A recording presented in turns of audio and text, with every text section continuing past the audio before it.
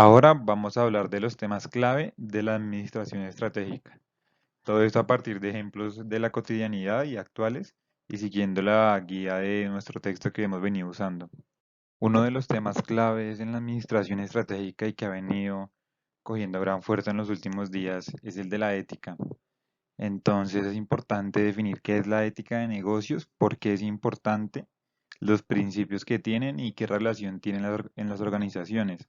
Sobre todo para entender por qué los administradores cada vez se enfocan más en mejorar y cómo estudiar la ética de las organizaciones. David menciona que una ética de negocios sólida es un prerequisito para una buena administración estratégica. Él simplemente dice que una buena ética es un buen negocio. Y también define la ética de negocios como esos principios de conducta dentro de las organizaciones que sirven para guiar y tomar decisiones y definir el comportamiento. Como les digo, pues no ningún plan estratégico, por más bueno que sea y por más comprobado que esté, se puede llevar a cabo si no hay ética dentro de la organización, porque entonces las personas van a elegir el camino fácil y no el camino adecuado. En los últimos tiempos, pues ya ha tomado mucha fuerza el estudio de la ética de las personas y incluso creo que es requisito indispensable para estar y permanecer en cualquier organización. Fred David plantea 7 principios de una ética de negocios admirable. El primero es que la organización sea confiable, porque los clientes siempre van a querer hacer negocios pues con empresas a las que se les pueda confiar, ¿sí? Entonces ellos decían que uno normalmente reconoce cuando en el núcleo de una empresa no hay confiabilidad y eso como que daña los negocios. A su vez también menciona que la empresa debe tener una mente abierta. Normalmente los líderes de las organizaciones siempre deben procurar tener la mente abierta, estar abiertos a nuevas ideas y sobre todo pues recibir nuevas opiniones y no caer como en la terquedad de creer que siempre tienen la razón.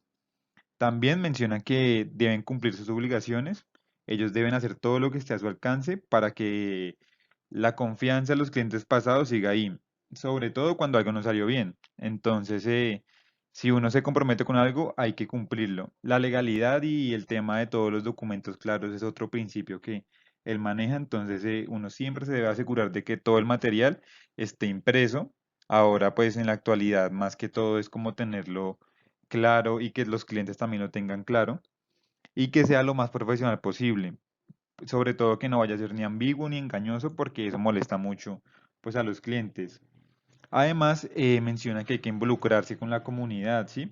Entonces siempre uno tiene que estar de manera activa participando en los temas de la comunidad, en las actividades y sobre todo hay que demostrar de manera continua que el negocio, o sea, que uno con su negocio está aportando a la sociedad y sobre todo que uno es un ciudadano responsable. El control contable también lo menciona como un principio de ética muy importante. Cualquier organización seria debe tener su contabilidad y sus registros claros, no solo internamente, sino externamente.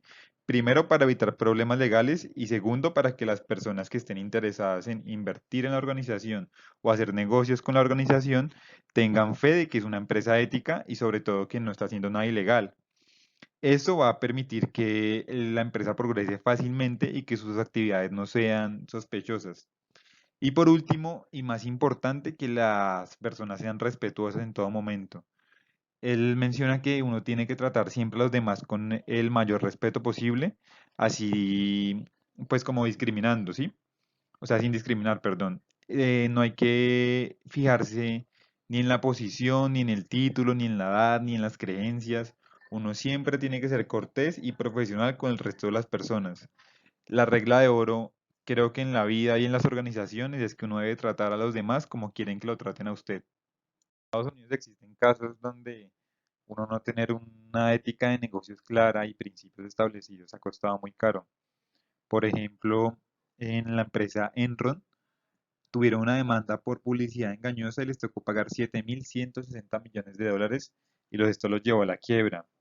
El autor del libro también menciona que es importante evitar la publicidad engañosa, evitar las éticas sí, las etiquetas engañosas y sobre todo que ahora con la nueva actualidad hay que evitar al máximo dañar el medio ambiente. Siempre tenemos que optar porque la empresa sea lo mayormente sustentable.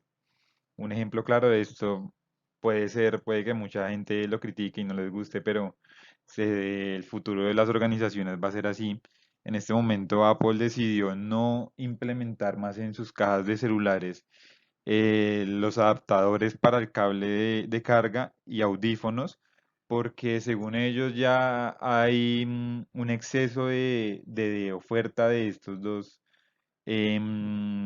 como accesorios en el mundo, entonces ellos prefieren que las personas utilicen los accesorios que han venido usando en sus anteriores productos para evitar un daño ambiental mayor. Muchas organizaciones salieron como a criticar esta medida, pero realmente vemos que todas las empresas al final terminan imitando este tipo de acciones porque al cliente eso le termina llamando mucho la atención. El tema de la sustentabilidad, el tema de cuidar el medio ambiente, es una parte ética muy importante y que no es simplemente por quedar bien, pues como organización, sino por tomar una conciencia social sobre, pues el medio ambiente y sobre que cada día hay que ser más sustentables. Dentro de la ética de negocios surge una necesidad de crear un código de ética dependiendo de cada empresa, porque vemos que en cada caso particular existen muchos conflictos de intereses entre los empleados y las cosas que ocurren normalmente pues en el diario de alguna organización. Entonces, este código de ética surge como una necesidad, pues como de reunir todos esos posibles casos que puedan ocurrir en una empresa y a partir de esto pues empezar a ofrecer como una guía para que las personas sepan cómo actuar, ¿sí? En el libro también nos mencionan que pues un código de ética realmente puede que en el papel sea pues muy chévere y que realmente pues las personas lo vean y lo cumplan, pero que en la práctica esto no ocurra. David apoya la teoría de que un código de ética es una cortina de humo. Entonces, pues como propuesta, como tal vez una especie de seguro para que las personas pues cumplan y entiendan muy bien ese código de ética, es hacer talleres periódicos que pues primero sensibilicen a las personas acerca de todo este tipo de circunstancias laborales que pueden surgir y tercero, que entiendan un poco más acerca del concepto de dilemas éticos que más adelante les compartiré un ejemplo, pero realmente lo que quieren las organizaciones con esto es que las personas pues no se metan en problemas y actúen de acuerdo a los lineamientos de la organización, porque de nada sirve que el código de ética esté ahí escrito, pero que las personas no lo cumplan. Dentro de este tipo de acciones que toma la empresa se empiezan a construir algo que se llama cultura ética. Y es todas esas acciones que empiezan a hacer las personas y empiezan como a permear la organización y a final de cuentas pues todos las siguen sin prácticamente que sin darse cuenta. Es eso como que va implícito en la organización y se habla de que es necesaria en todas las organizaciones y es una construcción que va paso a paso. Porque pues no es que alguien llegue e implante una cultura porque pues la cultura es algo que se construye poco a poco. Además, es importante, pues, para esta cultura entender que existen diferencias, sobre todo en el tema de salarios, porque una de las cosas más importantes, digamos, en los cargos gerenciales es el tema de la toma de decisiones y para esto es muy importante la ética. Entonces, esta ética o esta responsabilidad más bien se ven retribuidas en salarios y en responsabilidades que son cada vez mayores. Entonces, pues entender todo esto y que el resto de personas como que lo acepten y lo adopten es muy complicado. Esto es muy complicado y además hay que entender que no hay ninguna sociedad ni ninguna organización que pueda competir, digamos, en el tiempo de manera exitosa con personas que roben o que no confíen de unos a otros. A final de cuentas, en una organización prima el trabajo en equipo y si cada parte de la organización y cada parte de la información que hay en la empresa no está por escrito, no está, digamos, no sé, como todo pegado a la legalidad, pues las personas no van a responder de buena manera y todo esto es en parte por la cultura ética.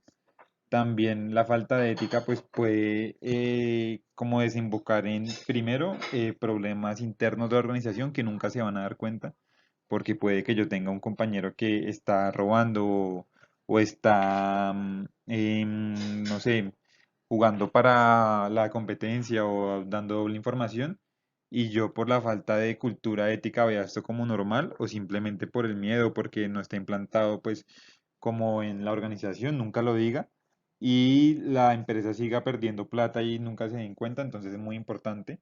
Además, pues incentivar en las personas que no haya avaricia, que siempre estén como muy enfocadas a trabajar por la organización y todo esto en parte se logra con el sentido de pertenencia.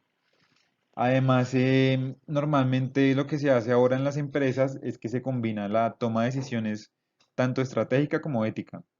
Entonces, en las planeaciones que se hacen pues mes a mes o cada semestre, cada trimestre, lo que se hace es que se crea unas estrategias de planeación y también unas estrategias éticas para que las personas entiendan como la cultura de la empresa y a través del ejemplo de las grandes, de los grandes como gerentes, de los grandes cargos, entonces los trabajadores empiezan a guiarse por eso y asimismo pues cada vez están como más implantados y más llenos de amor por la organización y esto es muy bueno porque la verdad no permite que pues que hayan desfalcos y cada vez las personas van a trabajar más motivadas. Retomando un poco lo que ya habíamos mencionado de los códigos de ética, es importante entender el concepto de dilema ético, dilema moral.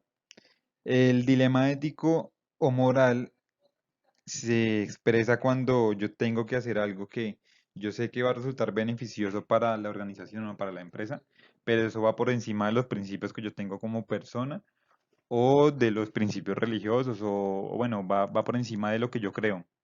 Entonces pongamos un ejemplo pues claro para que todos nos quede como muy claro este concepto.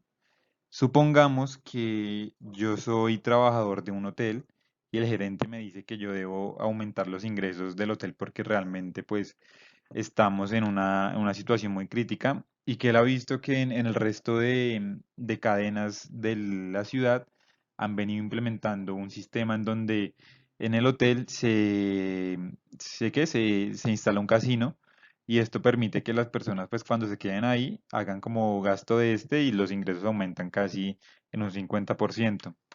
Entonces, yo la verdad es que numéricamente y como basado en en los negocios, sé que realmente poner un casino sí va a ser muy beneficioso para la organización, pero yo dentro de mi cultura y dentro de mis principios, tengo que el apostar es malo y que eso realmente pues es perjudicial a futuro para las personas.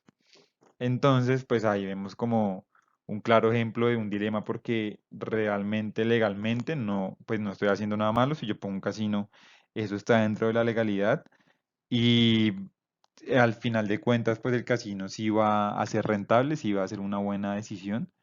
Pero antes de todo eso están los principios míos como persona. Entonces, cuando se presentan este tipo de situaciones en las organizaciones, realmente pues es muy difícil ir por encima de los conceptos y de los principios de las personas. Entonces, en ese tipo de casos hay que procurar evitar al máximo estas situaciones y esto se consigue con lo que ya mencionamos anteriormente, que es el código de ética y teniendo como claro la cultura ética de la empresa, así uno sabe en qué organización está trabajando y nunca se va a ver ante una situación de ese estilo porque pues es muy maluco que a uno le pongan a hacer algo con lo que no está de acuerdo y sobre todo con lo que no se siente identificado y sabe que uno al final de cuentas va a terminar haciéndole bien a la empresa, pero va a pasar por encima de los principios de cada uno. Otro de los temas que se habla mucho ahora en la administración estratégica es la responsabilidad social empresarial. Existen distintos pensamientos sobre esto. Por ejemplo, hay un autor que se llama Ralph Nader que él sostiene que las organizaciones están como obligadas a responder por la sociedad, ¿sí? Él dice, por ejemplo, que hay empresas que poseen más activos que el resto pues como de empresas de la competencia y que esto se debe a la obligación y el compromiso por ayudar a los demás. En cambio, hay otros autores como un economista que se llama Milton Friedman, que él asegura que las empresas no tienen obligaciones más allá de la ley ayudar a, pues, a la sociedad. Realmente, pues personalmente creo que este tema está cogiendo gran fuerza, pues ahora último, y vemos que las empresas que están triunfando en el mundo son las que pues mayor responsabilidad social tienen frente a lo que les corresponde como en su propia cultura y en la sociedad en sí.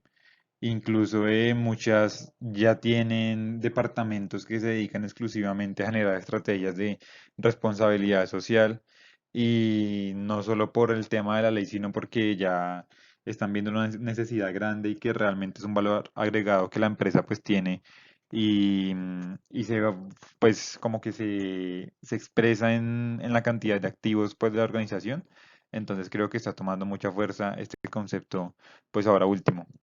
Y dentro de la responsabilidad empresarial aparece un término denominado política social, que son todas esas responsabilidades que la empresa tiene tanto con empleados como consumidores, también con los ambientalistas, las minorías, las comunidades y accionistas de otros grupos. Incluso el autor menciona que hay muchas empresas que tras muchos años como de investigación, incluso pues de propuestas y demás, aún no pueden determinar una política social que sea apropiada como con el contexto y que realmente pues proporcione un cambio para ellos.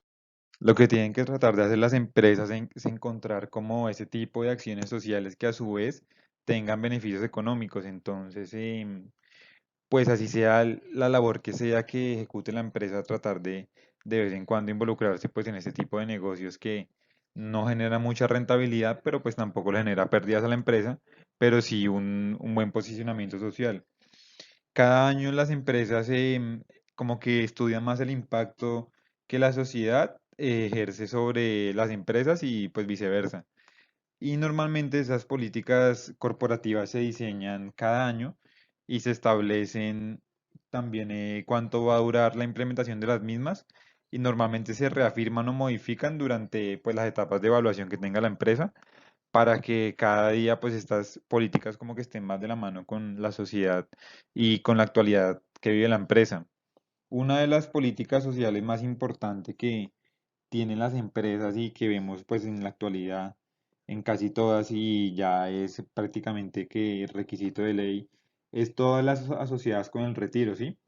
Normalmente hay empresas que se apegan a lo que dice la ley y pagan acá, digamos en Colombia, el tema de la pensión y demás y se apegan ya a lo que ellos dicen, pero existen organizaciones en todo el mundo que están cada vez enfocándose más en eso, en tratar de que las personas cuando terminen su ciclo laboral y que puedan ir a descansar, recuerden que tuvo una empresa que los respaldó y que a su vez las personas que entran a trabajar a la organización se sientan respaldadas pues por una empresa no solo en términos económicos, sino en términos pues también de beneficio y de comodidad. Entonces, este tipo de políticas son muy importantes en la empresa y realmente cada día pues está cogiendo más fuerza el diseño de estrategias relacionadas a este tipo de políticas de retiro que son muy beneficiosas en el clima laboral que se desarrolla internamente pues en la organización. Sin duda alguna, si hablamos de temas claves de la administración estratégica, la sostenibilidad ambiental es, creo yo, que el pilar fundamental de todo esto, porque ahora las empresas están enfocadas muy, casi que en su totalidad, en ser sostenibles con el tiempo y para esto la sostenibilidad ambiental pues es clave. Vemos cada vez con más frecuencia que las empresas generan estrategias y como que son evaluadas también a partir de las perspectivas del medio ambiente. Digamos ahora cuando una empresa va a comprar algo a un proveedor, no solo mira el precio de su producto, sino también mira cómo fue fabricado ese producto. Y también vemos que la reputación de contaminación es ahora muy importante, incluso ya está regulada en muchos países por el gobierno. Yéndonos a un ejemplo mundial, podemos ver lo que está pasando otra vez, pues retomo el tema con Apple, que cada vez está tratando de que sus productos sean más sostenibles y no generar ningún tipo de daño al ambiente por tanta contaminación pues que podrían generar sus productos. Y vemos que, digamos, para la próxima generación de celulares van a ser sostenibles en su totalidad y no van a generar ningún tipo de residuo adicional pues con la fabricación de estos. Ya viendo un tema más local, es importante, digamos, mencionar un ejemplo como con la fábrica de licores de Caldas. Ellos normalmente lo que hacen es tratar sus aguas y generar el mínimo, pues la mínima contaminación posible, porque pues tienen al lado una fuente hídrica muy importante que es básicamente gran parte de su secreto y su materia prima como más importante, su activo más importante. Y entre los años 2015 al 2018 cerraron por haber incumplido esos acuerdos que tenían con el gobierno en materia de contaminación. Y fue para ellos algo, pues un golpe económico muy, muy importante, además pues de la reputación pues que se echaron encima. Entonces, eso es un tema muy importante. Cada vez las empresas tienen que enfocarse más a ser sostenibles y sobre todo entender que esas estrategias que están elaborando son tanto importantes, tanto pues en reputación como económicamente, porque entre más sostenible sea la empresa, mejores resultados económicos va a dar. Ante la necesidad de expresar la sostenibilidad ambiental de las empresas, surge como respuesta los informes de sostenibilidad que prácticamente ahora todas las grandes corporaciones los tienen incluidos dentro de los informes que presentan anualmente o semestralmente. Normalmente estos informes de sostenibilidad son una respuesta hacia los gerentes y los empleados que se estaban convirtiendo en chivos expiatorios de todo lo malo que pasaba en la empresa, pues como hablando ambientalmente. Entonces lo que hacían las grandes corporaciones era que si había contaminación, pues echaban al gerente. Y el gerente, si no, pues echaba a algún empleado. Entonces, pues realmente esto no estaba siendo viable para la empresa y se estaba convirtiendo en un problema. Entonces, ante eso surgen estos informes de sostenibilidad que lo que buscan es expresar todas estas buenas acciones que ha hecho la empresa en materia ambiental y también pues en materia social. Entonces, ahora cuando las organizaciones pues digamos que enfrentan conflictos penales o legales por este tipo de acciones que son que no son beneficiosas para el medio ambiente, lo que hacen es pues como presentar este informe de sostenibilidad y como que decir, bueno, yo sí realmente estoy respondiendo pues ambientalmente con la sociedad, con el entorno en el que estoy. Entonces, ahora prácticamente que es una necesidad hacer un informe de estos. Hay empresas que enfocan mucho tiempo en generar estrategias para estos informes y realmente surge como una necesidad buena y como una práctica que se mantiene con el tiempo. Entonces, digamos, por ejemplo, revisemos el informe de sostenibilidad de la licorera de Caldas, que es el ejemplo que pongo ahí. En este ellos hablan de la visión, de su misión para los próximos años, presentan un poco de lo que han hecho, cómo han crecido y sobre todo cómo este crecimiento no ha sido en contra de las actividades pues ambientales y también presentan un poco como los eventos que han venido manejando en materia social y en materia ambiental y presentan las estrategias que van a tener para el año siguiente en materia em, en materias ambientales, ¿no? Entonces esto permite que las personas que están interesadas en la organización entren y vean este tipo de informes y digan que son pues empresas que están siendo socialmente responsables y también esto internacionalmente sirve mucho porque pues van a ver que son organizaciones que están comprometidas con la sociedad y el medio ambiente y esto permite que los inversores pues también se fijen en ellas. Entonces, como lo miremos, es un gana-gana para las empresas y cada vez están siendo más, pues están más enfocadas en esto. Antes se diferenciaba el término de negocios verdes del resto de negocios, pero ahora pues vemos que todos los negocios tienen que ser como en parte verdes. Entonces, esta necesidad ha hecho que términos que antes no se usaban mucho, se llegaran a las empresas y pues se queden. Entonces, hay estándares que uno normalmente en su cotidianidad ve y que están ahí para quedarse. Por ejemplo, ahora hay etiquetas donde uno ve que dice como orgánico, o dice verde, dice seguro, dice ecológico, no tóxico, también hablan de lo natural. Todo ese tipo de etiquetas que ponen los productos son básicamente para eso, para que los clientes vean que realmente sí hay algo social y ambiental detrás de todo eso que están haciendo y que por más que el producto sea pues bueno o malo, están haciendo algo más allá por el medio ambiente. Entonces, todos esos términos que antes veíamos con pues como raros, ahora son prácticamente que cotidianos y todos los empaques de los productos los tienen y hacia eso va la administración estratégica. Entonces, pues hay que enfocarse cada vez más en esto y entender que empresa que no sea verde es empresa que va a tender a desaparecer en el tiempo porque es antes era una tendencia, pero ahora es una necesidad que el mundo está viendo y que las organizaciones deben adaptarse a esto.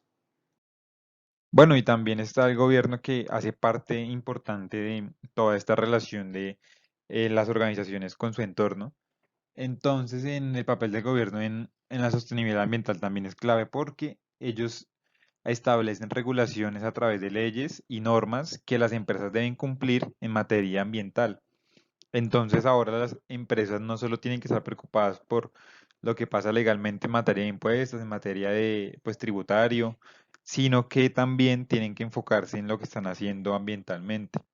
Entonces tienen que fijar eh, cuántos desechos van a tirar, tienen que mirar a ver cómo, si digamos van a talar árboles en alguno de esos proyectos, cómo los van a retribuir. Y esto realmente es gracias al gobierno porque sí han jugado un papel muy importante en toda esta dinámica y han entendido que es importante que ellos sean parte reguladora para que las empresas también sientan ahí como esa presión por ese lado y se incentiven a ellos dar ese paso hacia la sostenibilidad.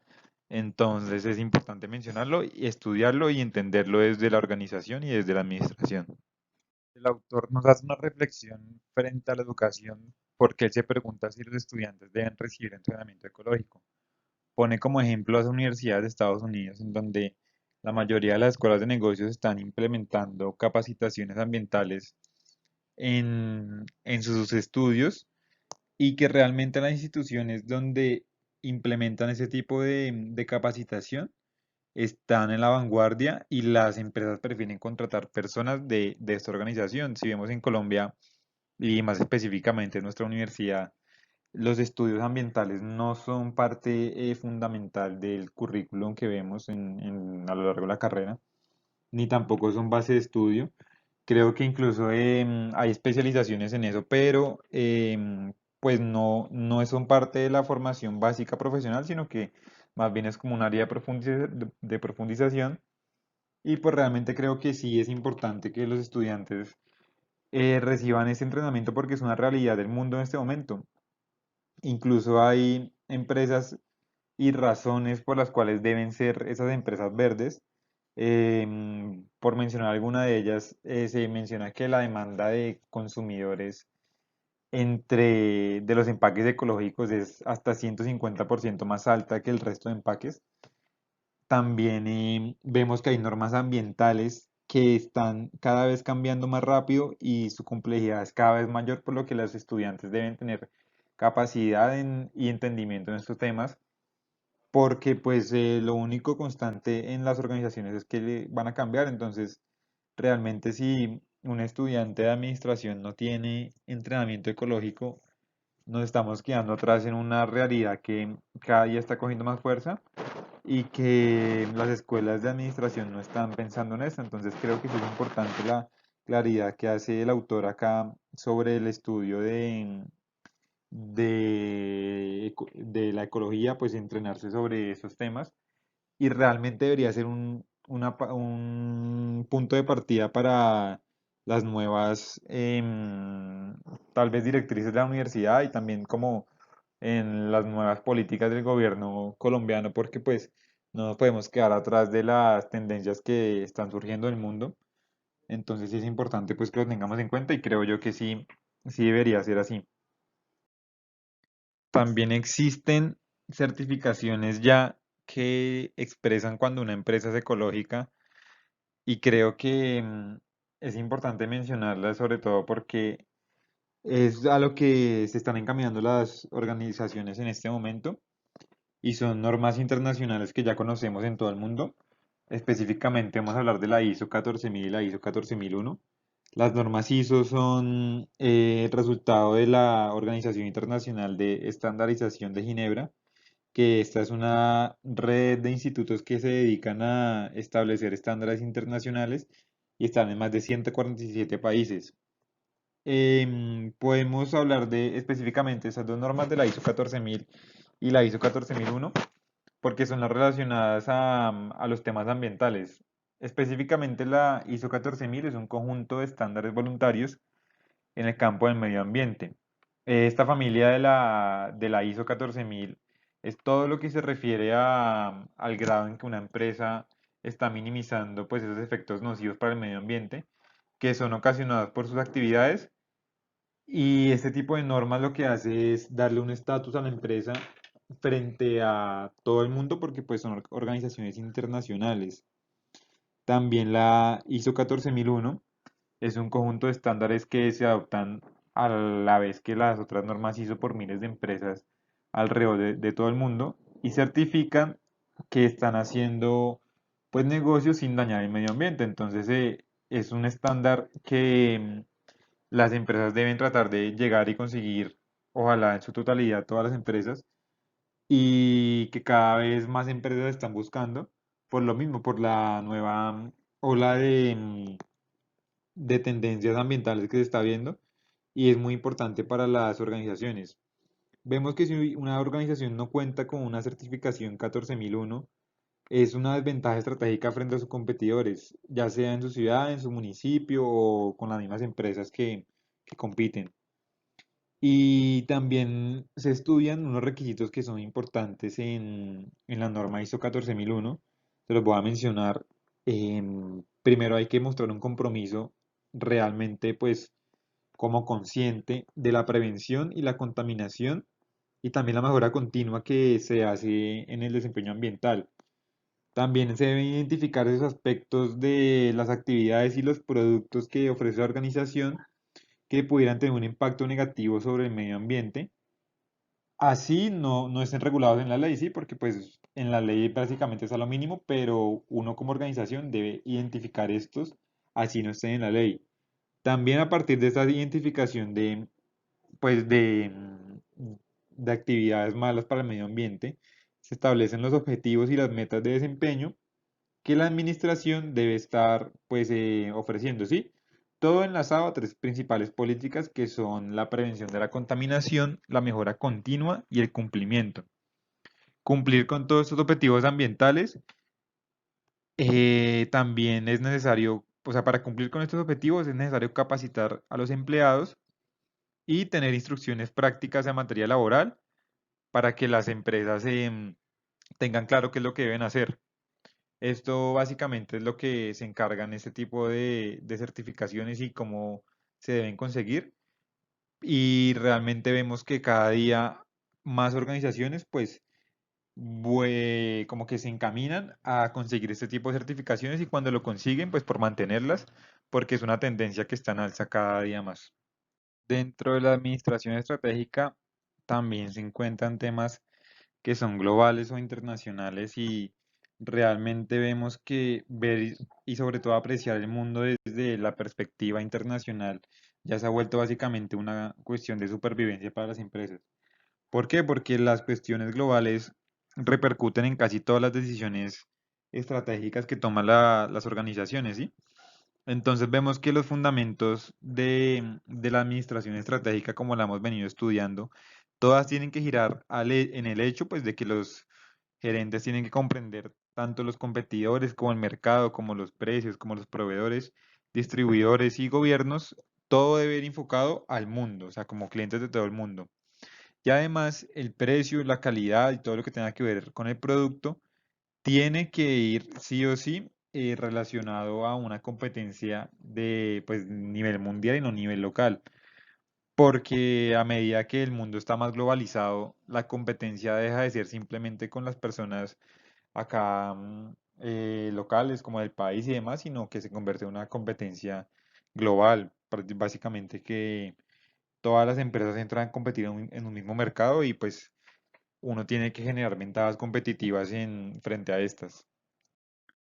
Entonces aparece un nuevo tipo de organización llamada organización multinacional. Este tipo de organizaciones son aquellas que realizan operaciones comerciales en diferentes países. Entonces, vemos que los procesos de administración estratégica realmente son los mismos, pero hay que tener en cuenta muchas más variables porque pues estamos hablando de inferencia en todo el mundo, ¿sí? Entonces esos procesos se vuelven más complejos y las corporaciones tienen como un funcionamiento muy diferente a las organizaciones que son nada más nacionales, ¿sí? ¿Por qué? Porque las organizaciones multinacionales requieren normalmente más tiempo y esfuerzo para identificar las tendencias y también los acontecimientos externos que interfieren en la organización, ¿sí? Entonces, factores como la distancia geográfica, como las diferencias en cultura o las variaciones en las prácticas dependiendo de cada país, dificultan mucho la comunicación en la organización y realmente, pues, como que vuelven un poco más difícil el crecimiento de estas corporaciones, entonces realmente son empresas que con el tiempo se mantienen, pero que tienen un trabajo detrás muy grande. Por ejemplo, pongamos el caso de McDonald's, que prácticamente está en todo el mundo, y vemos que dependiendo del lugar en donde se instalen, tienen que ir todo, pues como toda su gama de productos, como todo lo que hacen, enfocado a la cultura de cada país en la que llegan y realmente a cada país que llegan les va bien. Entonces vemos que son organizaciones que tienen una visión del mundo muy grande y sobre todo que entienden cómo es la cultura de cada país y cómo esa cultura se puede adaptar a lo que ellos están ofreciendo. Entonces es realmente a lo que deben como a lo que deben apuntar las empresas ahora que salen a ser internacionales en todo momento, sobre todo porque esto presenta unas ventajas y desventajas que les voy a mencionar pues en la próxima diapositiva. Bueno, digamos que yo tengo una empresa y la quiero volver multinacional y no estoy seguro si sea bueno o malo para mi empresa. Entonces es importante tener en cuenta que existen una serie de ventajas y desventajas al ser multinacional. Entre las ventajas tenemos como primera ventaja que las empresas realmente van a aumentar en gran cantidad la base de clientes de sus productos. Otra de las ventajas es que las operaciones internacionales van a absorber el exceso en la capacidad y eso va a reducir los costos unitarios de producir y distribuir en varios mercados. Las operaciones en el extranjero también pues, van a permitir que las empresas puedan establecer fábricas a bajo costo en lugares que antes no, pues, no creían posibles. Otra de las ventajas es que es muy probable que no existan competidores en los mercados a los que quiero llegar, o también que la competencia que haya no sea tan intensa como la que yo quiero poner con mi marca. Otra de las ventajas es que también esas operaciones internacionales puede que me reduzca un poco los aranceles, entonces eso me va a mejorar mi utilidad pues en gran proporción. También que una empresa pues que es multinacional puede aprender de la tecnología, la cultura y las prácticas empresariales en los países a los que quiera llegar. Esto pues va a beneficiar a la organización a futuro. También vemos que se puede aumentar el poder y el prestigio de la marca y de los productos pues que yo comercialice, ¿sí? Entonces eso también es beneficioso para la marca. Pero pues también hay una serie de desventajas que hay que tener en cuenta. Entre esas podemos decir que las operaciones que yo vaya a hacer en extranjero pueden ser confiscadas pues, por otra gente que ya esté nacionalmente, sí, puede que me monten competencia, pero esa competencia va a ser basada en lo que yo lleve, en la idea que yo propuse. También otra de las desventajas es que como empresa, pues yo voy a enfrentarme a diferentes fuerzas sociales, culturales, demográficas, ambientales, políticas, gubernamentales, legales y tecnológicas, que normalmente estas fuerzas van a dificultar mucho la comunicación de la empresa, porque pues ahora son más variables que tengo que tener en cuenta.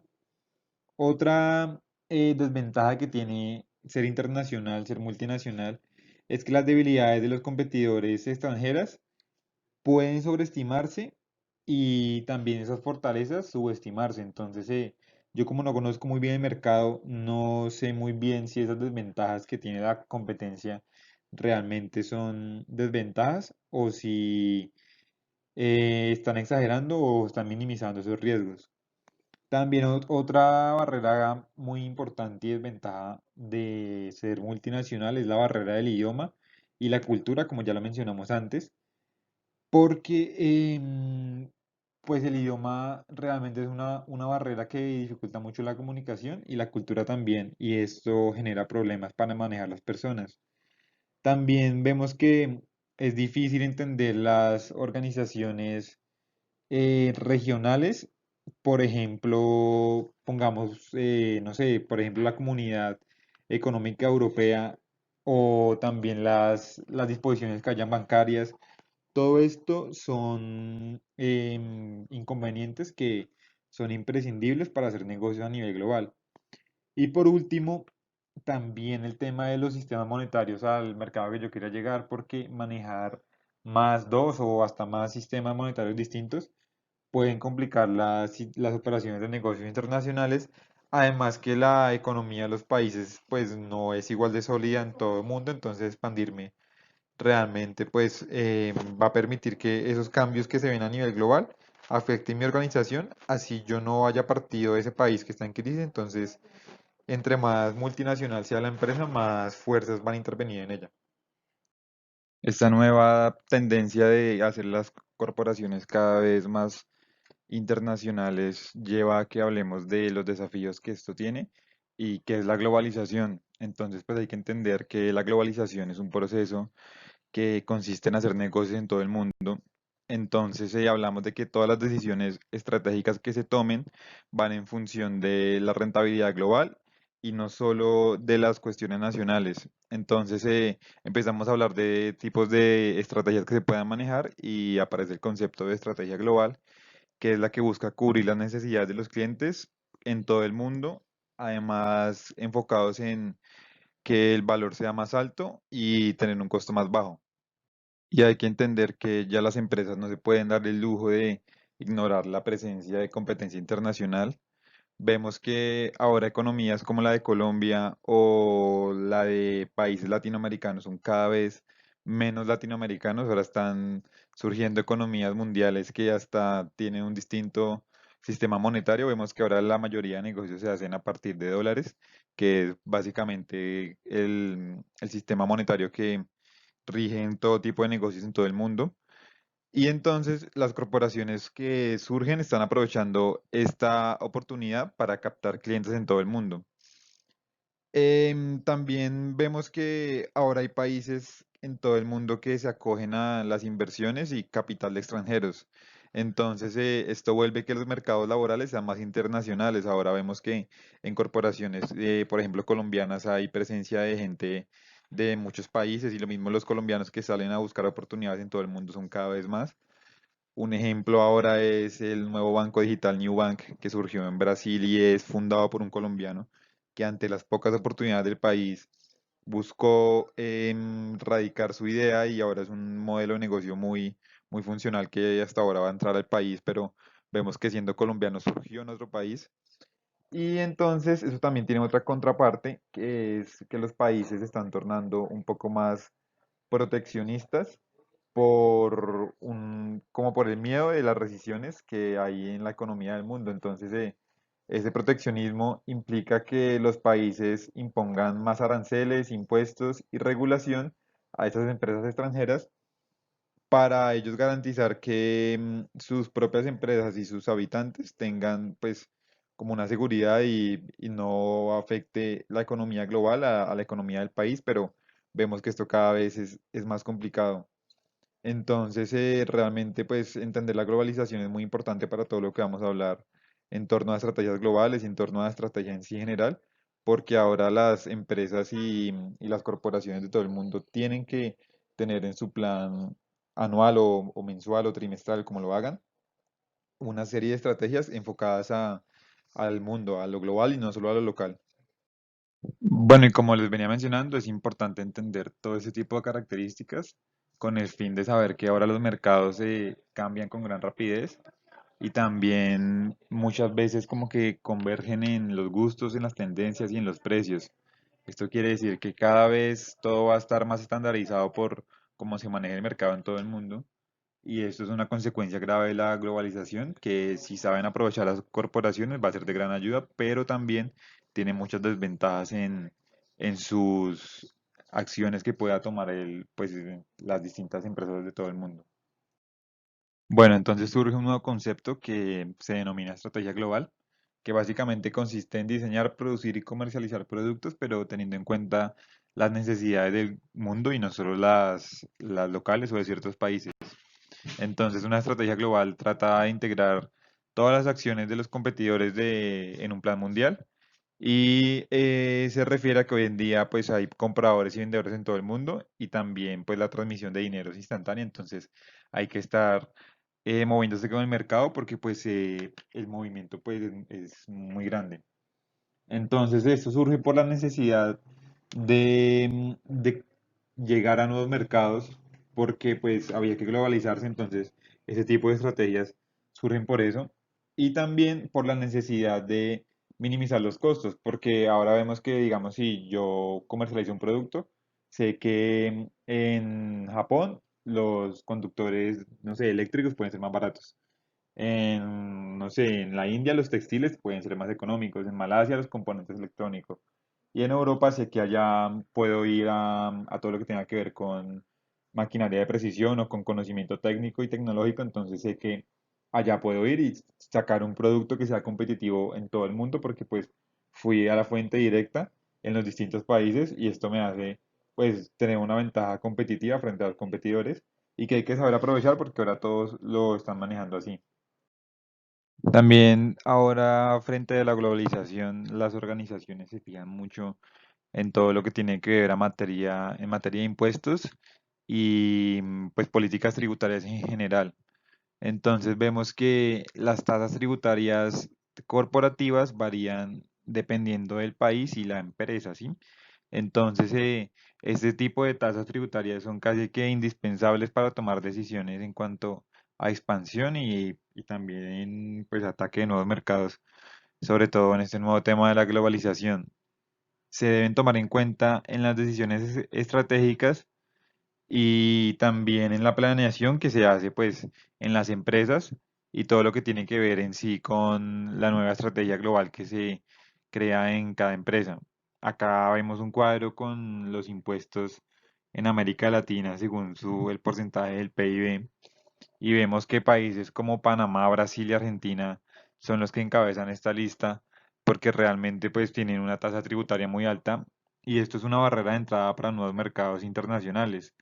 En cambio, en Colombia, pues realmente con políticas como el Tratado de Libre Comercio y demás cuestiones en materia tributaria, realmente las organizaciones multinacionales tienen las puertas abiertas para llegar a nuestro país y esto puede que sea beneficioso pues, para los consumidores porque realmente pues, van a tener precios mucho más favorables y incluso pues productos de mejor calidad, pero realmente para los productores nacionales pues es una competencia muy difícil y en esto el gobierno tiene un papel fundamental pues para que ellos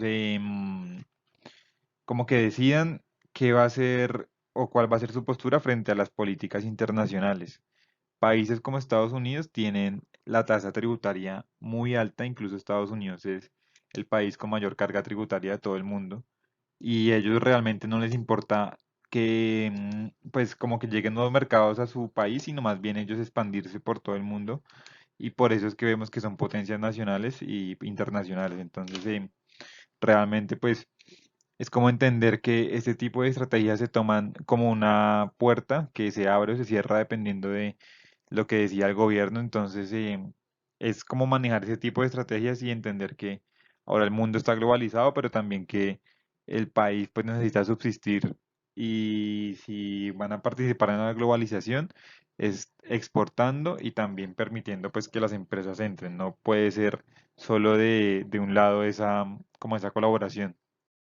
Y si hablamos de esas barreras de entrada a los nuevos mercados, la cultura también es muy importante mencionarla porque para los empresarios es casi que un requisito entender a la cultura donde van a llegar como producto o como organización, porque si no, pues no van a tener participación activa en ese mercado. Por ejemplo, en Europa normalmente el estilo gerencial es más participativo en el norte del continente. También se habla que la mayoría de los trabajadores de Europa están sindicalizados y entonces tienen más vacaciones y días festivos que el promedio de los trabajadores de todo el mundo. Entonces hay prácticas como que es común tener 90 minutos para comer y tener descansos de 20 minutos tanto por la mañana como por la tarde.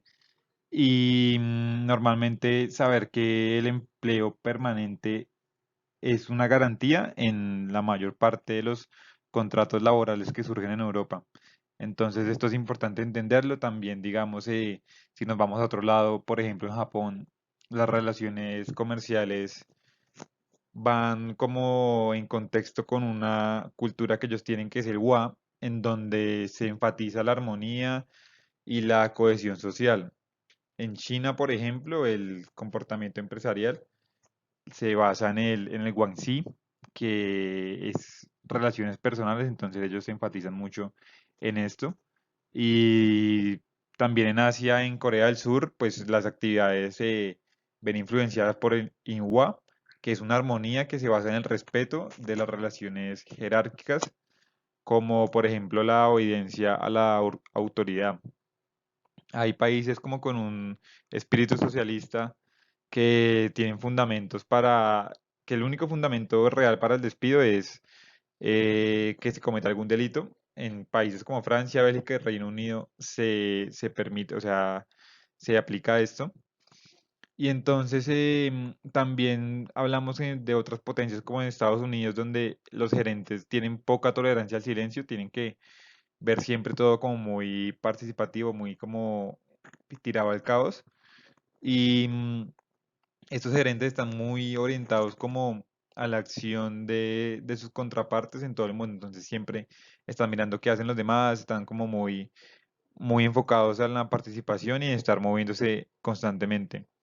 Y pues en Colombia también, digamos que hay que tener en cuenta que hay culturas en cada región, no es lo mismo pues establecer una empresa en Bogotá que establecerla en Barranquilla, por ejemplo, entonces todo ese tipo de barreras culturales las tienen que tener en cuenta las organizaciones, sobre todo en sus estrategias de expansión y en pues en como lo que venimos hablando, la globalización. Entonces pues es muy importante tenerlo en cuenta. Por ejemplo, vamos a ver esta tabla con, digamos, un tipo de obstáculos que pueden tener las culturas distintas y que pueden ayudar a los gerentes. Entonces, por ejemplo, cuando estamos acostumbrados a saludar agitando la mano, en Grecia y Nigeria esto es realmente un insulto. También decir adiós como agitando la mano puede significar un no en Europa, pero también en Perú puede significar que la persona vaya hacia ese lugar.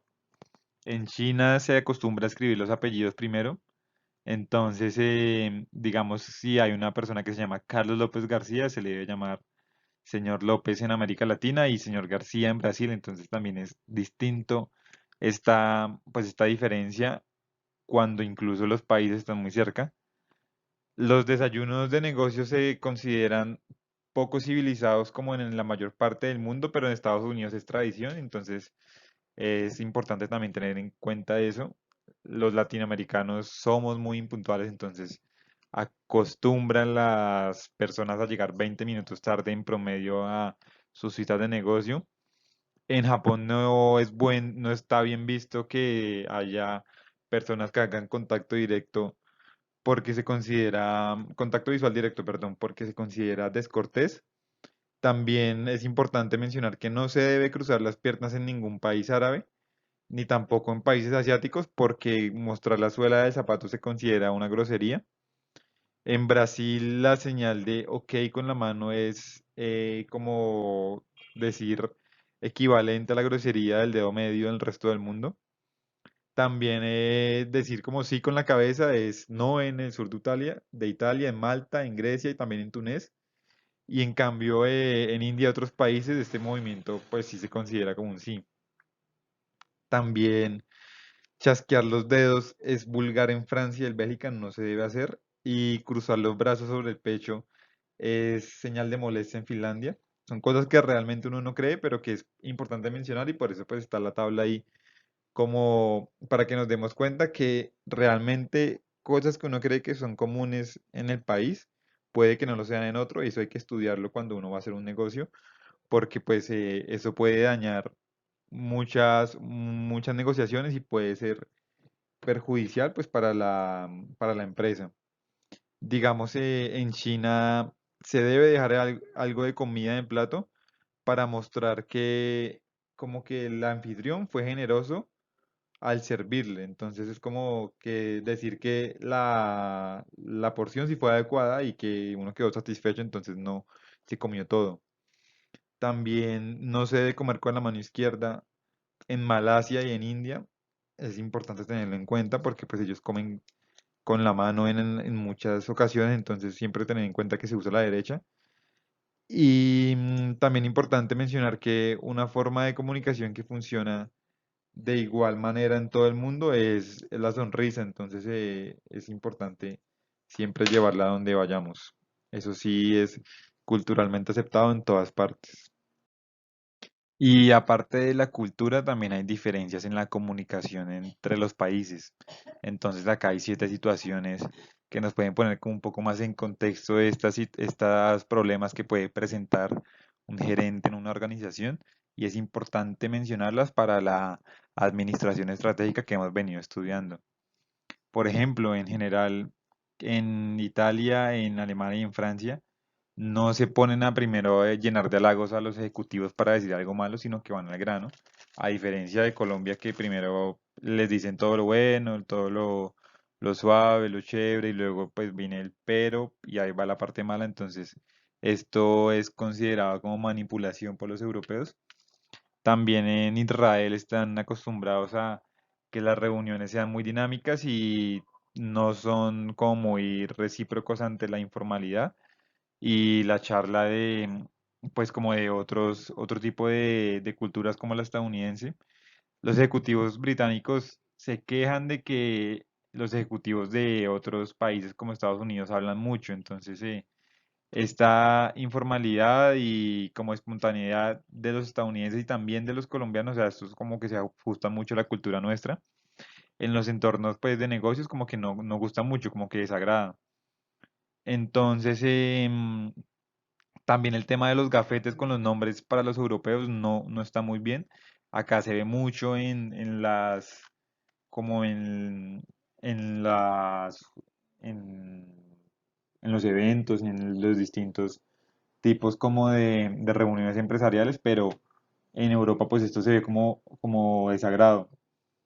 En India normalmente se interrumpen muchos a otros, entonces cuando ejecutivos estadounidenses, y como les digo, eso se ajusta mucho a los colombianos, escuchan como sin aclarar o sin hacer preguntas, es porque no están prestando atención, como que a ellos les gusta que las reuniones sean muy participativas y muy como de debate. También las negociaciones verbales con malasios o japoneses, es importante como hacer periodos de silencio como para que ellos hablen, como que tengan en cuenta lo que se está planteando y como que piensen muy bien en lo que van a responder. Pero estas pausas no son bien vistas en Israel, como que a eso sí debe ir uno al grano y como que el silencio es mal visto.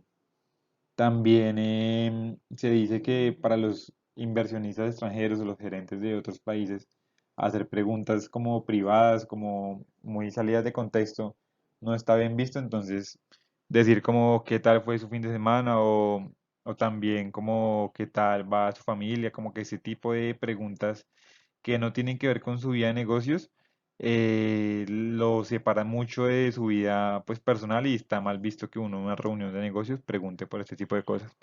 Entonces, en general es como entender que al lugar que uno se llega se debe adaptar de alguna forma tanto a la cultura como a la comunicación que ellos manejan, no solo la barrera del idioma, sino la barrera pues cultural en tanto a la comunicación y también entender que en algunas ocasiones pues uno se va a ver con las mismas situaciones con personas de otros países que no entiendan la cultura pues propia de uno como colombiano o dependiendo del país en el que esté. Entonces pues es eso, es entenderlo y también estudiarlo porque pues es importante que lo tengamos en cuenta.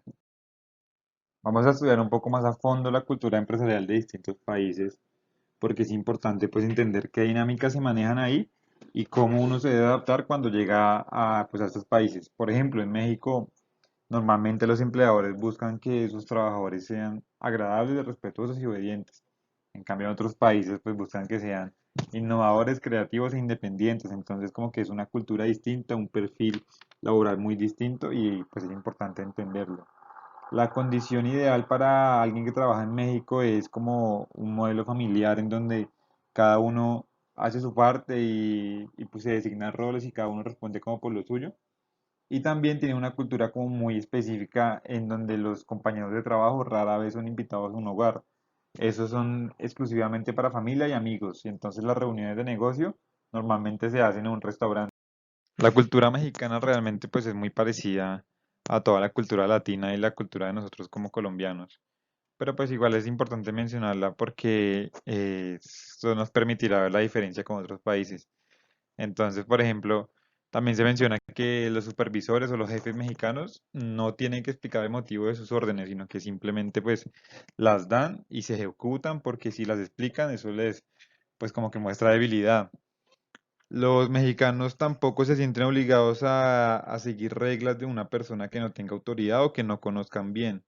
Entonces, esto pues normalmente ocurre mucho y también pasa que cuando no hay una sanción específica por algo, las reglas suelen no cumplirse. Entonces, por ejemplo, si se debe usar tapones para los oídos y lentes de seguridad en la empresa, pero no hay una sanción para las personas que no lo cumplan, las personas no lo van a cumplir por simple tema de cultura.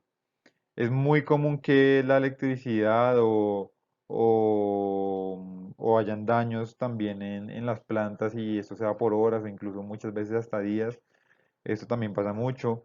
Los buses y los taxis normalmente se pueden retrasar, entonces es importante tener en cuenta que las horas donde como que se programan este tipo de transporte público no son rígidas y son muy flexibles en todas partes. Entonces también tener en cuenta que los retrasos son comunes en todas partes. Y para hacer negocios las empresas y los gerentes normalmente quieren conocer como su vida, como su cultura, como sus creencias. Entonces esto es muy común.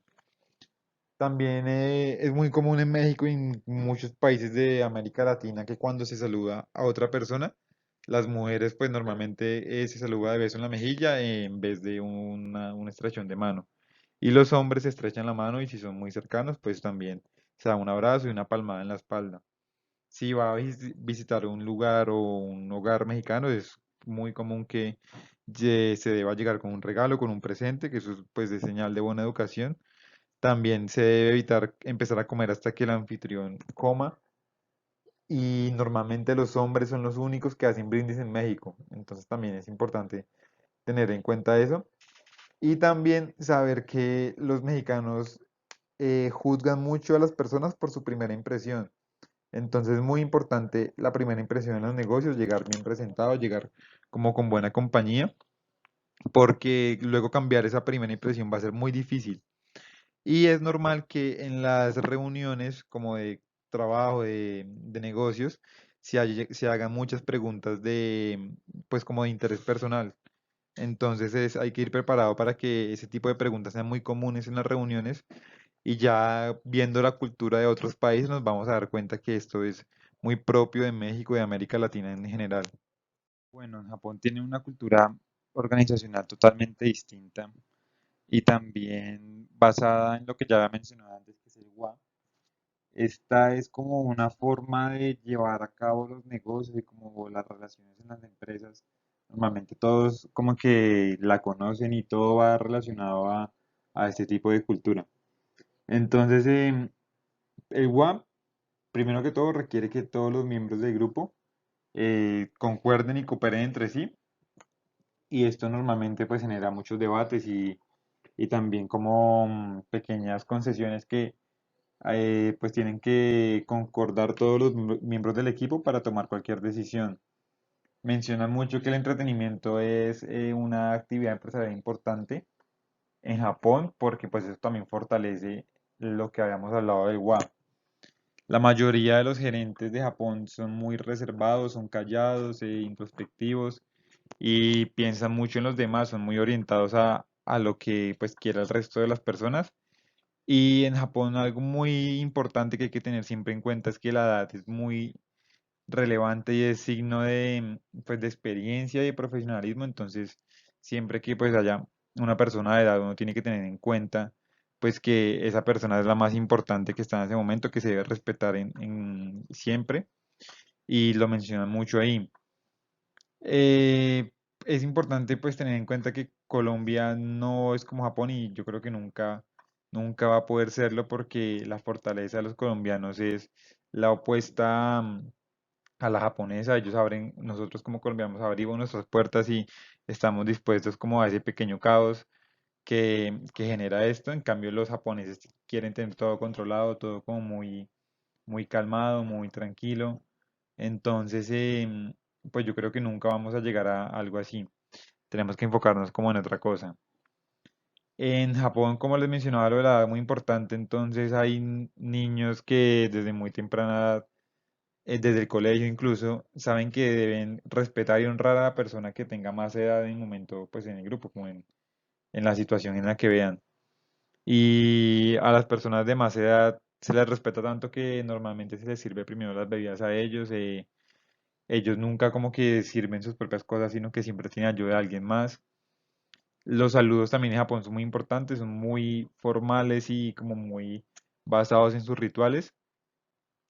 También es importante mencionar que las comidas en Japón son muy como pegadas a su tradición y muy importantes. Entonces, cuando se llega el momento de centrar a la mesa, nunca hay que señalar con los palillos a otra persona, nunca hay que apuntar con ellos y también se debe aprender a usar los palillos antes de cualquier comida y hay que acostumbrarse que los japoneses normalmente sorben como la pasta y la sopa en sí porque es como cultural allá y está bien visto, no es como de mala educación como se ve acá en Colombia.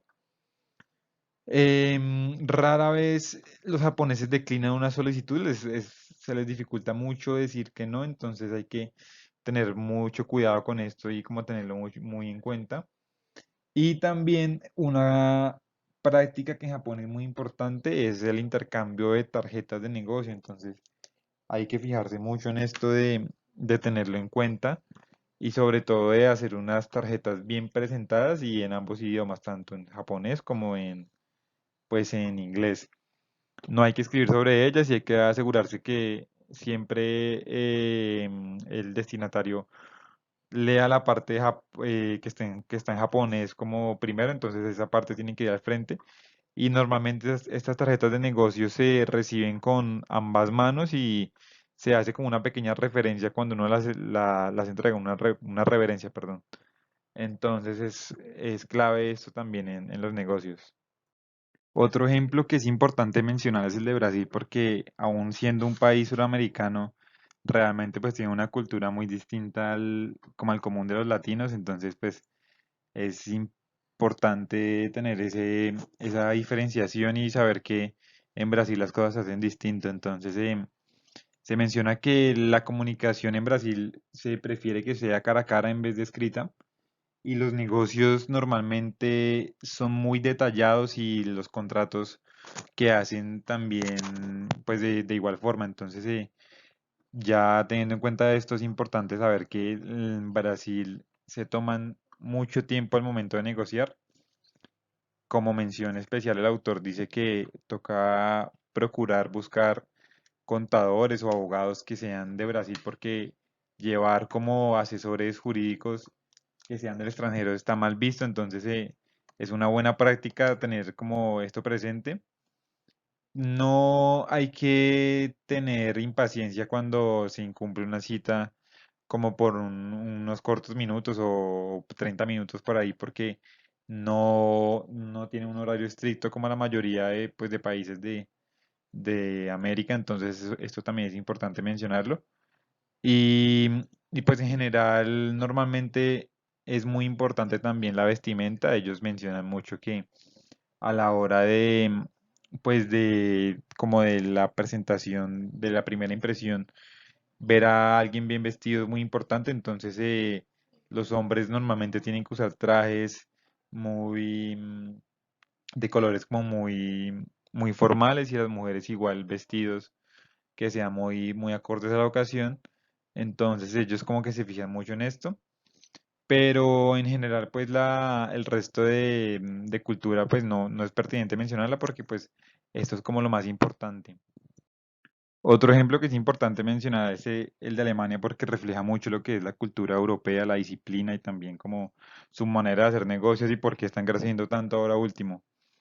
En Alemania la comunicación en los negocios siempre es muy formal, entonces ya sea una comida, ya sea una reunión, una sala de juntas, todo se hace muy formal. Entonces si en algún momento usted lo invitan a un hogar, sepa que eso no es una reunión de negocios, sino más bien algo como muy informal. Entonces es importante también tener en cuenta que siempre hay que llegar a la hora, nunca ni antes ni después, porque se considera pues un acto de grosería. Ellos sí son muy puntuales en todo momento y también el transporte público pues funciona a la perfección en los horarios que debe ser, entonces esto es muy importante tenerlo en cuenta y cuando uno vaya a un lugar, a una casa, a una comida, pues siempre al anfitrión hay que agradecerle al otro día con una nota escrita o con un presente, pues como para que sepan que estuvo como muy agradecido de la invitación. Entonces siempre hay que tener como mucha hospitalidad con ese tema. También una cultura un poco distinta y que es muy propia allá es cortar los alimentos con el tenedor porque esto demuestra que la carne o el alimento está muy tierno, que realmente pues ha sido como muy bien cocinado, entonces para ellos es como un halago que hagan esto. En cuanto a la diferencia entre alemanes y digamos una cultura más propia como la de nosotros de acá de Colombia, es que ellos no necesitan una relación personal para tener negocios. Ellos pueden hacer negocios con personas desconocidas y las preguntas en una junta son realmente muy, ¿cómo se le dice eso? Muy al punto, muy a lo que es. Entonces ellos realmente no van a hacer preguntas personales ni les va a interesar como pues aspectos personales de la vida, sino que van directamente a los negocios. Em, a la hora de, pues, como de comer, también es importante terminar todo lo que haya en el plato. Una diferencia como lo vimos anteriormente de Japón, de China, perdón, donde era importante dejar algo de comida ahí porque era signo de respeto. Entonces acá en Alemania es todo lo contrario, hay que acabarse todo lo que le sirvan. Y también en cuanto a los tiempos, es importante mencionar que la agenda de las reuniones en Alemania es muy estricta, tanto para iniciar como para terminar, y también a ellos les gusta tener contacto visual cuando les hablan. Entonces, esto es muy importante a la hora de los negocios, a la hora de las reuniones, y también cuando se toman decisiones en los negocios, las decisiones normalmente son autocráticas. Eso quiere decir que los altos niveles de la empresa se respetan y las decisiones finales son inalterables. Lo que es. Entonces, normalmente esto en Colombia no es tan así, no es que lo definitivo sea lo definitivo, pero en Alemania sí la decisión final se tiene que respetar en todo momento y uno entender que cuando se acuerda algo va a ser así de principio a fin. Y por último vamos a hablar sobre la cultura empresarial en China. Primero, pues entender que en la cultura de China los saludos son siempre muy formales y es importante saludar a la persona siempre de mayor edad. Es importante también mencionar que los chinos cuentan con un excelente sentido del humor. Ellos normalmente si están en confianza y tienen una relación cómoda con las otras personas, se ríen hasta de ellos mismos, entonces pues en ese sentido sí son muy como tranquilos. Y muy importante entender que para China son muy importantes las tradiciones, entonces para ellos el número 4 va a ser de mala suerte, entonces nunca hay que tratar de entregar cosas como con esa cantidad, como que sean de 4 en 4, sino más bien si se va a entregar algo, un presente o alguna cosa, es mejor dar 8 unidades de eso, o pues siempre como que tener presente que el 8 es de buena suerte y el 4 de mala suerte, porque pues ellos sí son muy susceptibles a ese tipo de cosas. Es importante también saber que para ellos la puntualidad es muy importante, igual que los alemanes, siempre uno tiene que tratar de estar a la hora que es, incluso en este caso antes, y saber que si una persona china lo invita a su casa es un gran honor y hay que llegar a tiempo porque si no es una falta de respeto. Para ir a una casa hay que entrar sin zapatos, siempre hay que comer como con entusiasmo, como pues como con gran cantidad. Hay que usar siempre los palillos chinos y esperar a que le indiquen a ver dónde se tiene que sentar. Entonces es muy importante como que tener en cuenta esto. Y también, a diferencia de los alemanes, los chinos rara vez hacen negocios con empresas o personas que no conocen. Para ellos las relaciones personales son muy importantes y las posiciones que ocupan una empresa igual, o sea, los organigramas para ellos son esenciales.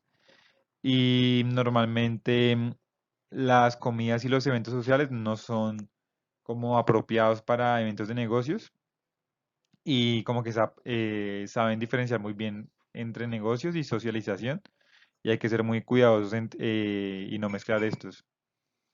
También lo que ya les mencionaba de llegar tarde puede ser considerado como una falta de respeto, un insulto.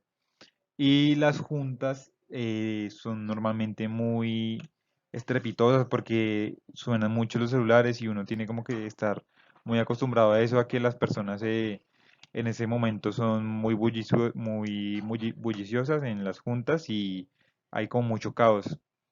Entonces, ellos tampoco como que les gusta mucho confrontar con la persona, entonces uno no va a escuchar que le digan directamente no a alguien, sino más bien son muy sutiles y dicen como que después lo comentarán o que lo van a pensar. Entonces, al igual que los japoneses, no es que sean muy, muy presos a decir que no directamente, sino que más bien llevan todo por una buena relación y eso también hay que tenerlo en cuenta. Para finalizar todo lo que hemos venido hablando, vamos a cerrar con esta última parte de análisis de caso de administración estratégica, sobre todo para tener en cuenta y saber cómo preparar y presentar un análisis de caso, que es lo que vamos a desarrollar a continuación. Primero que todo, definamos qué es un caso de administración estratégica para entender cómo funciona y pues, posteriormente pues construir uno. Lo primero, entender que un caso de administración estratégica describe las condiciones externas e internas de una organización y trata temas de la misión, las estrategias, objetivos y políticas. Normalmente la mayor parte de los casos de administración estratégica están constituidos por hechos, pero muchas veces también pueden consistir en opiniones, juicios o hasta creencias. Es importante mencionar que por lo general incluyen una descripción relacionada con cuestiones de gerencia, marketing, finanzas, contabilidad, producción y operaciones. También incluye sistemas de información y sistemas ambientales. A partir de toda esta información es que se analiza el caso de estudio y luego posteriormente se plantea el caso de administración estratégica, que es básicamente reunir todo lo que ya hemos hablado en las distintas exposiciones y consolidarlo en este documento. Lo primero que debe tener una organización cuando va a preparar un análisis de casos es entender que todo va a ser desde una mirada muy crítica y por ende el análisis debe responder a una serie de necesidades que ustedes están viendo en la diapositiva, que son de practicidad, justificación, realismo, especificidad, originalidad y la necesidad de contribuir. Entonces, cuando hablamos de la necesidad de practicidad, perdón, es que pues eso se refiere a que no existe un caso completo y ningún caso le va a proporcionar toda la información necesaria para realizar un análisis y hacer recomendaciones.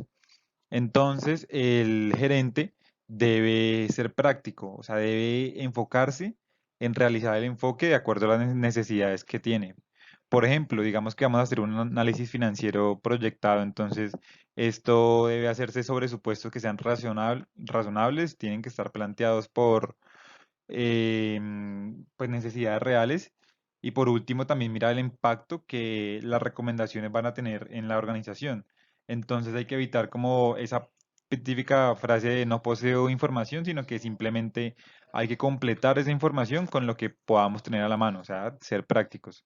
La necesidad de justificación se refiere, digamos, a lo que menciona el autor como la parte más importante del análisis de casos.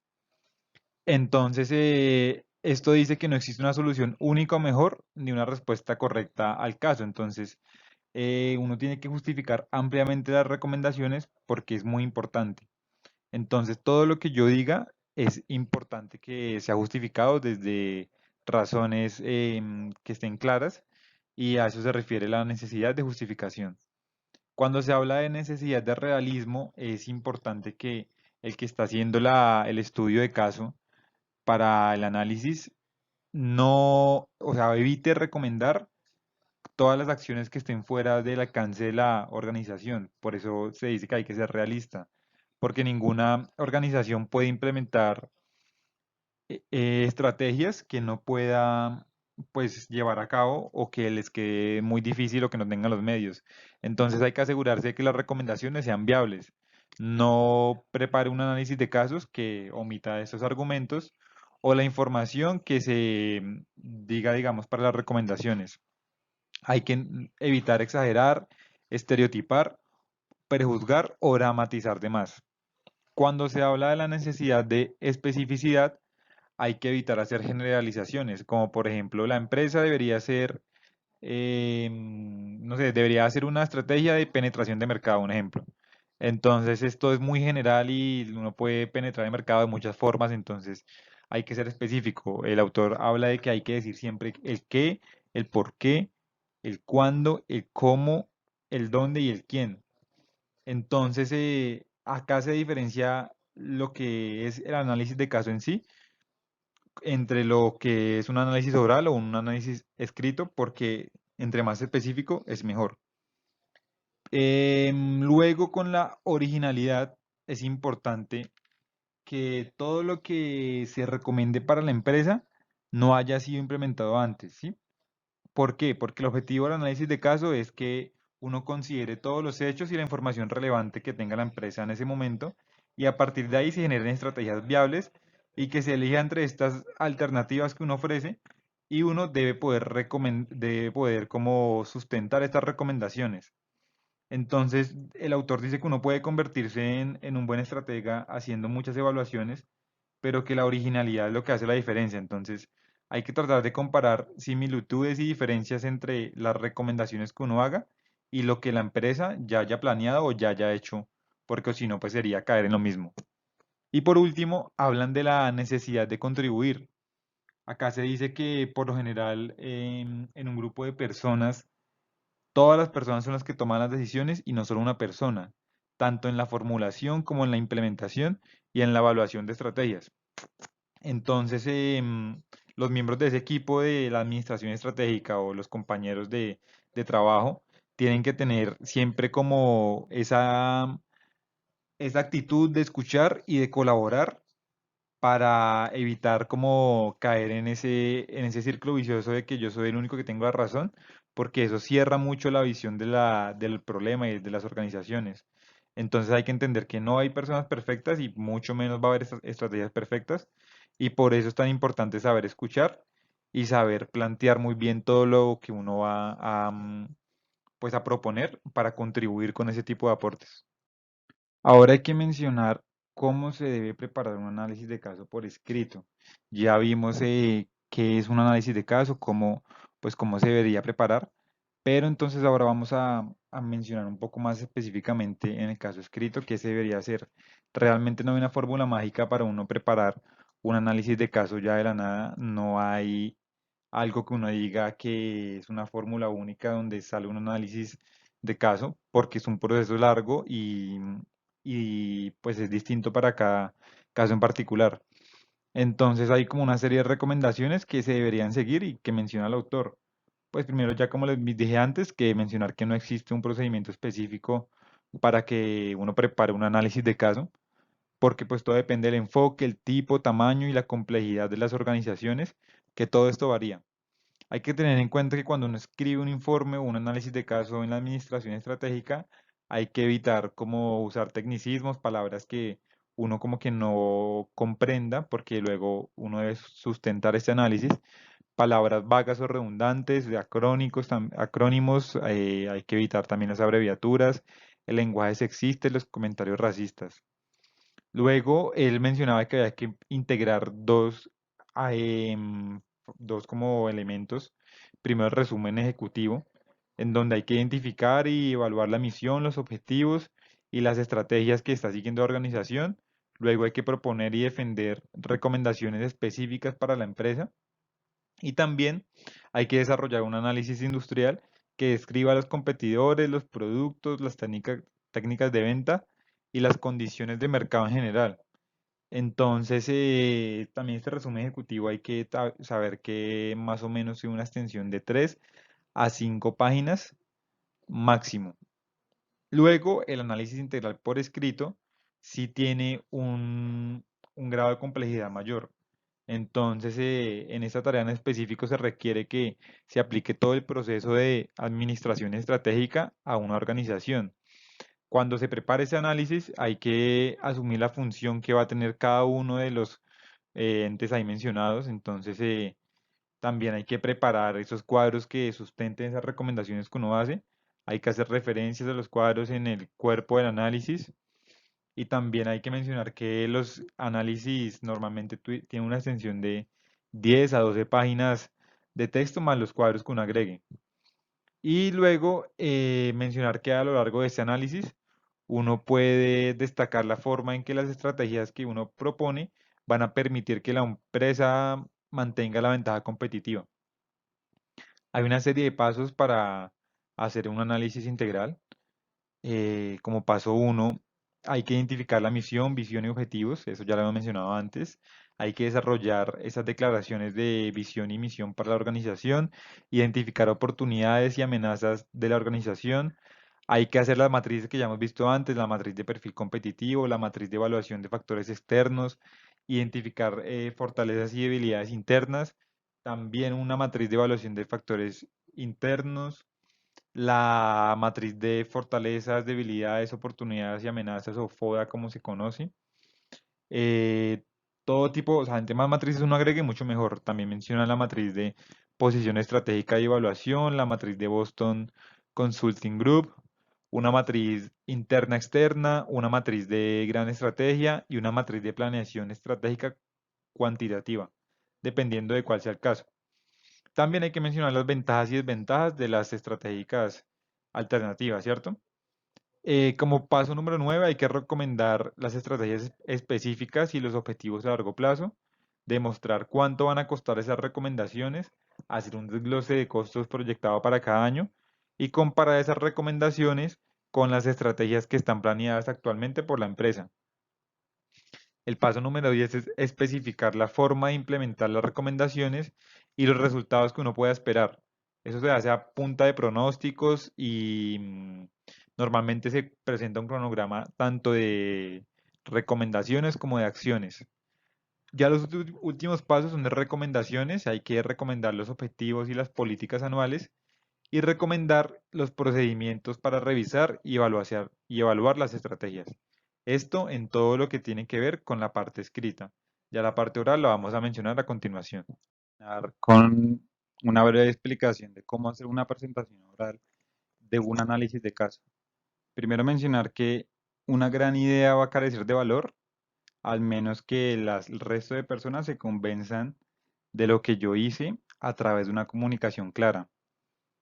Se van a presentar diferentes directrices que pueden ayudarle a ofrecer una presentación oral que sea efectiva y sobre todo que convenza a las personas a las que se le está presentando, que a fin de cuentas es el objetivo, el hacer un análisis de casos de administración estratégica. Lo primero es la organización de la presentación, el control de la voz también se menciona, el manejo del lenguaje corporal, uso de las notas, elaborar apoyos visuales y responder preguntas. Cuando hablan de organización de la presentación, recomiendan que uno comience la presentación presentándose uno mismo y dando una idea general de los temas que se van a cubrir. Entonces, al principio de cada presentación hay que tratar de captar el interés y la atención del público. Esto se puede lograr a través de distintas estrategias.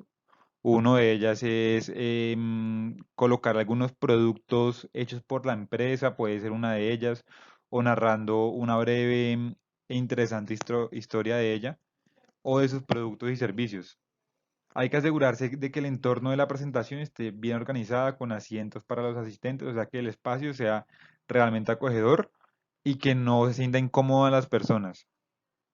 Luego, el control de la voz es muy importante. Dicen que la velocidad adecuada para hablar de las personas es más o menos entre 100 y 125 palabras por minuto. Entonces, como practicar la presentación antes en voz alta para yo mismo evaluar si estoy hablando demasiado rápido, porque las personas suelen hablar muy rápido cuando se ponen nerviosas.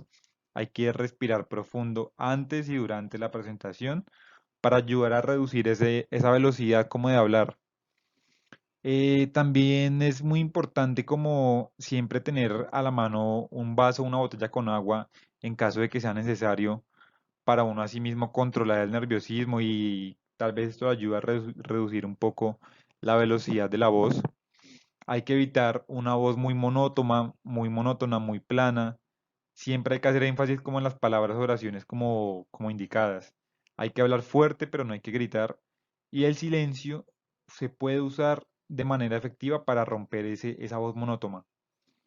Y hay que evitar detenerse al final de cada oración, porque pues uno más bien como que une los enunciados con conectores y no se queda callado como con ciertos espacios de silencio. El manejo del lenguaje corporal también es muy importante. Hay que evitar no cruzar los brazos o recargarse sobre donde uno esté exponiendo. No hay que meter las manos en el bolsillo porque esto genera inseguridad. Hay que mantenerse derecho pues, con un pie ligeramente delante de otro. No dar la espalda al público por nada del mundo. Tratar de siempre dar la espalda a la ayuda que uno tiene pues, como antes de uno, como en el tablero o dependiendo de cómo sea la exposición, pero el frente de uno siempre tiene que ir al público. Y el contacto visual es muy importante a lo largo de toda la presentación. Hay que mantener siempre contacto visual con los asistentes a la presentación, con los que lo están escuchando. Y siempre hay que tratar de ver a los ojos al menos una vez en toda la presentación a cada persona. El uso de las notas también es muy importante. Hay que tratar de no leer al público porque eso va a hacer que se duerman, pero es peor recitar antes que leer. Entonces no hay que evitar memorizar nada, trate de manejar bien el tema. Igual en un caso de evaluación estratégica, uno se supone que todo lo que estás poniendo lo estudió y lo fundamentó antes en un trabajo escrito, entonces eso ayuda mucho, pero manejar el tema es muy importante. Y esas tarjetas siempre se deben mantener como sobre lo que uno le den para la exposición, ya sea un podio, ya sea una mesa. Hay que evitar caminar con las tarjetas en la mano porque eso puede distraer al público.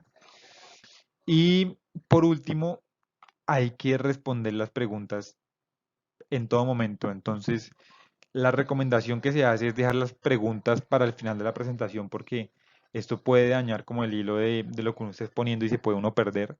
Entonces es importante como saber y explicar que va a haber un espacio de preguntas al final pues, de la exposición y hay que evitar también que las respuestas sean como prepotentes o que sean respuestas a la defensiva.